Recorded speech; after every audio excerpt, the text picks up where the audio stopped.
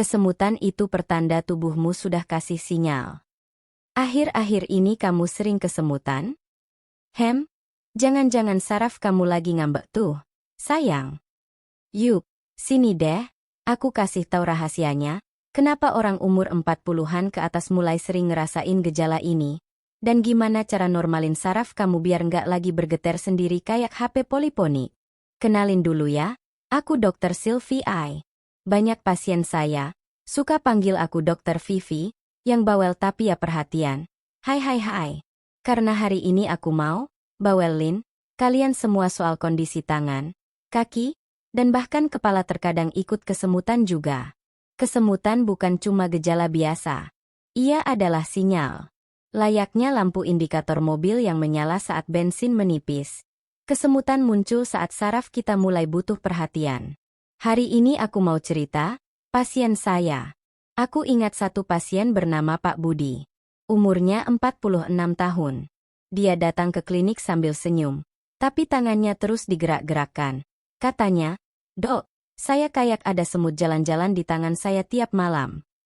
Awalnya cuma waktu tidur. Lalu mulai saat nyetir, ngetik, bahkan saat makan. Kesemutan makin sering, makin lama, makin mengganggu. Saat itulah Pak Budi baru sadar. Ini bukan sekadar kecapean. Lalu aku tanya, "Apa sering duduk lama?" "Iya." "Sering bangun pagi pegal di pinggang?" "Iya." "Gula darah terakhir?" "Belum cek." Ini bisa banyak sebab. Tapi satu hal pasti, ada saraf yang teriak minta tolong. Setelah lebih dari 1.000 pasien dengan keluhan serupa, aku rangkum 5 penyebab paling umum. 1. Neuropati perifer. Kerusakan saraf tepi akibat sirkulasi darah yang buruk. Bisa karena diabetes, autoimun, atau racun, rokok, alkohol. 2. Diabetes tipe 2. Gula darah tinggi merusak lapisan pelindung saraf. Biasanya mulai dari kaki, lalu merambat ke tangan. 3. Saraf terjepit. Duduk terlalu lama, salah posisi tidur, atau angkat beban berat bisa bikin saraf kejepit di leher atau pinggang. Kesemutan pun datang. 4. Kekurangan vitamin B kompleks. Vitamin B1, B6, dan B12 sangat penting untuk regenerasi saraf. Tanpa ini, saraf jadi kurus dan gampang lelah. 5. Penyakit autoimun atau infeksi. Kasus langka seperti Guillain-Barré, SLE, atau infeksi herpes bisa menyerang saraf. Tapi ini biasanya disertai gejala berat lain. Kadang kita terlalu sibuk sampai lupa kalau tubuh punya caranya sendiri untuk komunikasi. Kesemutan adalah salah satunya. Kalau kamu mengalami kesemutan lebih dari 3 kali seminggu, rasa kebas atau hilang sensasi, nyeri seperti ditusuk atau panas, kelemahan otot, jangan tunggu. Periksa ke dokter saraf. Aku biasanya mulai dari 4 hal. 1. Wawancara klinis, riwayat duduk, kerja, diabetes, obat yang diminum. 2. Pemeriksaan fisik saraf, tes refleks, kekuatan otot, sensasi kulit.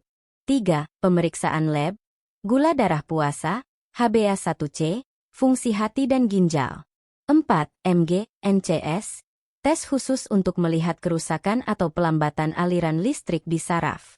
Setiap terapi bergantung pada penyebabnya, tapi umumnya aku beri obat neuroprotektor, vitamin B kompleks dosis tinggi, Neurobion, Becefort, Neuropam, citicoline, membantu regenerasi sel saraf, acetyl L-carnitine, suplemen tambahan untuk neuropati, obat pereda nyeri saraf, gabapentin atau pregabalin, kalau nyerinya seperti ditusuk-tusuk, antiinflamasi ringan jika disertai radang, fisioterapi saraf, alat TENS, arus listrik ringan, latihan postur, peregangan saraf, terapi akupuntur sebagai pelengkap.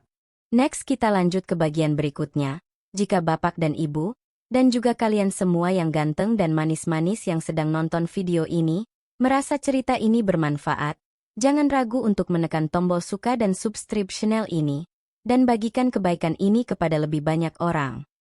Sebagai dokter, aku percaya pendekatan integratif Ada pasienku yang sembuh lebih cepat karena kombinasikan obat medis dan herbal. Tapi, harus paham dulu mana yang aman dan mana yang mitos. Berikut herbal yang terbukti membantu saraf dengan riset ilmiah. Temulawak, jahe, kunyit. Sebagai antiinflamasi alami, bantu sirkulasi dan regenerasi. Caranya: 1 ruas temulawak, 1 ruas jahe, 1 ruas kunyit. Rebus dengan 500 ml air, minum hangat 2x sehari. Daun pegagan, Centella asiatica. Meningkatkan perbaikan saraf dan mikrosirkulasi. Cara pakainya: rebus 10 lembar daun segar.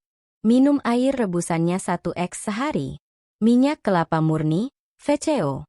Diminum 1 sendok makan sehari, atau dipijatkan ke kaki tangan sebelum tidur. Kesemutan bukan sekadar urusan saraf, tapi gaya hidup kita sehari-hari. Sebaiknya Anda melakukan ini tiap hari. Jalan kaki 30 menit hari. Stretching tangan dan kaki setiap 1 jam, terutama yang kerja depan laptop. Tidur cukup dan tidak posisi menindih lengan kaki. Minum air putih 2 liter sehari. Makan ikan, alpukat, kacang, telur, brokoli, dan pisang. Pak Budi tadi akhirnya menjalani terapi vitamin B selama 3 bulan. Fisioterapi mingguan. Rebusan temulawak tiap pagi. Mulai olahraga jalan pagi dengan istrinya. 3 bulan kemudian, dia datang ke ruanganku sambil bilang, "Dok Nadine, tangan saya nggak semutan lagi. Tapi saya tetap minum temulawak ya, karena istri bilang saya makin romantis." Saraf kita luar biasa, tapi juga sensitif. Ia bisa terganggu hanya karena duduk terlalu lama, pola makan asal-asalan, rokok dan alkohol, stres kronis.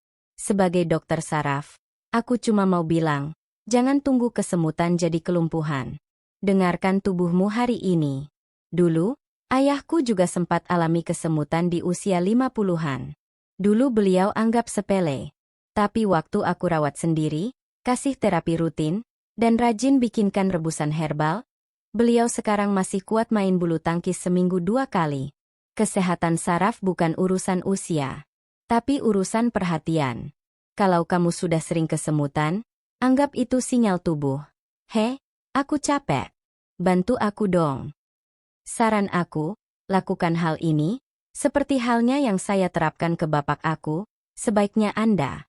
1. Periksa rutin tiap 1 bulan. 2. Minum vitamin B kompleks tiap 2-3 hari, jika sering pegal kesemutan. 3. Rebus herbal alami, temulawak, kunyit, dan jahe. 4. Olahraga ringan, tapi konsisten. 5. Bersyukur dan hindari stres, karena stres bikin otot tegang, aliran darah mampet, dan saraf marah.